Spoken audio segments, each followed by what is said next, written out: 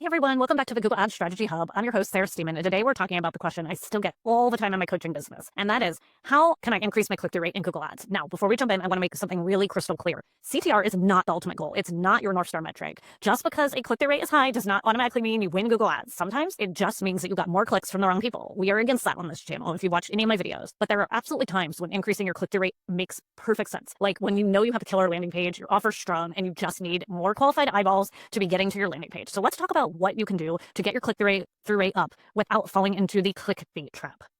First things first, CTR is a reflection of how relevant your ad appears to your audience on that search result page. It's not just about flashy copy, it is about alignment. So if your click-through rate is low, let's start with two basics. I want you to check your keyword to your ad alignment. Make sure that your main keyword appears in the headline and in the description. And to be fair, it's really technically not the keyword as much as it is the search term, but your keyword should match the search.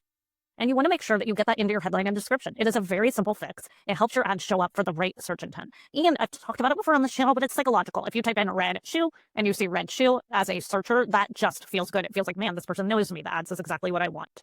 Use all available ad assets. You want to use every single possible combination so that you can give Google the options to work with.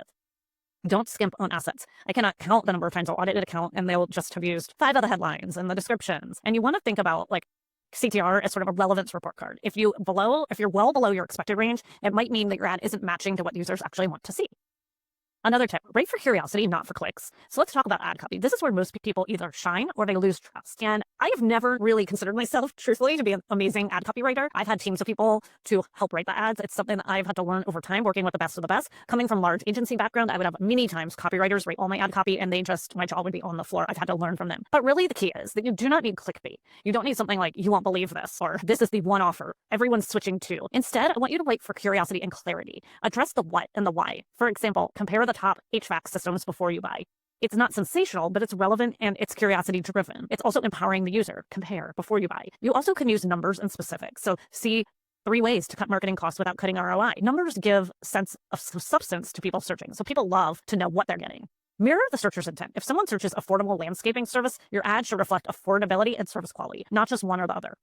The goal is really to write ads that make people think, wow, that's exactly what I was looking for, not something that sounds too good to be true. Another really big lever in Google is to use audience refining. If your click-through rate is lacking, check to see who's actually seeing your ads. Sometimes your targeting could be too broad. You can layer audiences, like in-market audiences, to add to your precision. And you can also exclude relevant audiences that are dragging your click-through rate down. Remember, smaller, better audiences can often produce higher click-through rate than a huge generic one. So don't forget the fact that you can absolutely start taking audiences out. I just do this a lot when I work in healthcare or some services, particularly healthcare services. I go in and I basically take what looks like a job-seeking audience and I actually remove them from my campaigns because I don't want them to be seeing the ads, because a lot of times I will get the job seekers, especially in the services category. For some reason, it just always comes through. I wish I could remember the exact one, but sorry about that. I also don't want you to rely on one variation and do it over and over again. Google's RSA ad, I've said it has 48,000 possibilities. Plus, Google lets you test headlines. So if you think about your ad, it's one big multivariate test. So go ahead and test the different headlines and look at those in relation to one another. And then even ad types, right? You can run still DSAs and RSAs within the same campaign, or if you can separate them out into different campaigns. Test different value props, free shipping versus next day delivery. Try a new tone, get a quote versus C pricing. Those are subtle shifts in tone from corporate to conversational. And those types of things can lift click-through rate significantly. So when you think about your descriptions and your headlines, don't look at them as the one word like we used to in the old days. Look at them thematically. So take a tone and apply that tone to 3 possible headlines, and that way you can roll them up and see how that tone does overall versus the specific text, like you saying the word new always works. It's not like that in 2020. Also, don't test everything at once. Rotate small, meaningful changes and give them time to gather data. Here is when I think you should stop chasing click-through rate. So we're going to end with some perspective here.